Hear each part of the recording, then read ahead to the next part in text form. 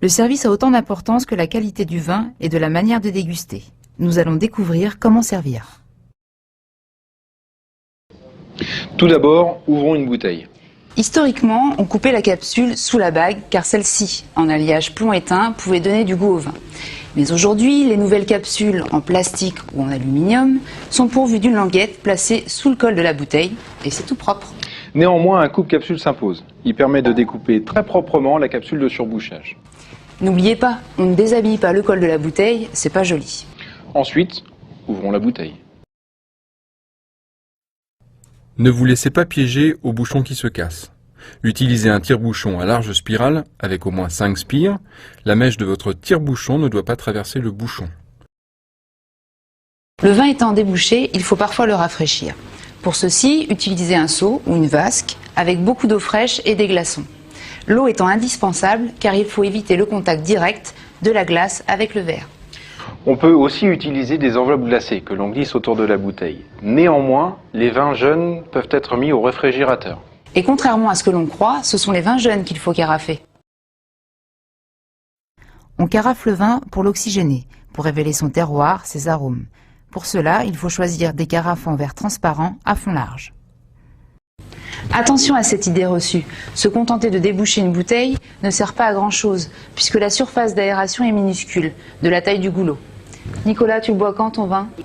Il faut le déguster dans les 24 heures une fois carafé. On passe en carafe un vin, mais on décante aussi un vin, de façon à séparer les parties solides des parties liquides. Les parties solides sont les tanins et les matières colorantes. On choisira des carafes peu évasées, de façon à limiter le contact avec l'air. Les vins âgés sont fragiles, il faut les manipuler avec précaution. Versez délicatement, sous un éclairage suffisant, afin de discerner le dépôt. Et vous vous arrêtez pile poil à temps. Certains vins peuvent rester en bouteille et être servis délicatement.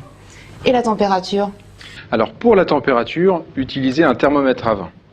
Une température trop fraîche atténue la qualité du vin. Si elle est trop élevée, le goût fruité se perd. Apprenez par cœur. Vin blanc et rosé sec 8 à 10 degrés.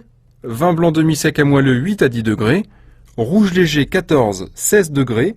Rouge structuré qui ont du corps 15-17 degrés. Et les fines bulles du Val-de-Loire 6-8 degrés.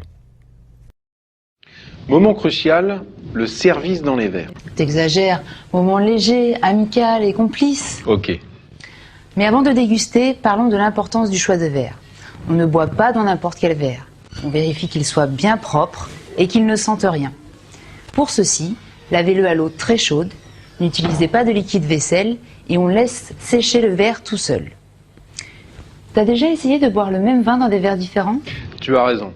Le goût change d'un verre à l'autre. La forme du verre modifie les arômes, les odeurs et la texture du vin. Le choix est très important. Le verre idéal est un verre à pied à l'ouverture plus ou moins évasée. Et c'est une flûte pour les fines bulles. Je recommande de ne pas utiliser de coupe large. Et n'oubliez pas que pour une dégustation, le verre se remplit qu'au tiers de son volume et pour un repas, remplir à peu près la moitié. Ah oui, question fréquente. Combien de verres sert-on dans une bouteille de vin? Environ 6 verres. Et votre astuce, connaissez-vous le drop stop? Il permet d'éviter la goutte de vin qui coule le long de la bouteille. Pour utiliser un drop stop, roulez le cercle dans le goulot de la bouteille, puis servez. Il coupe la goutte et assure un versement parfait. Rincé à l'eau, il peut durer des années. Maintenant, rendez-vous pour la dégustation.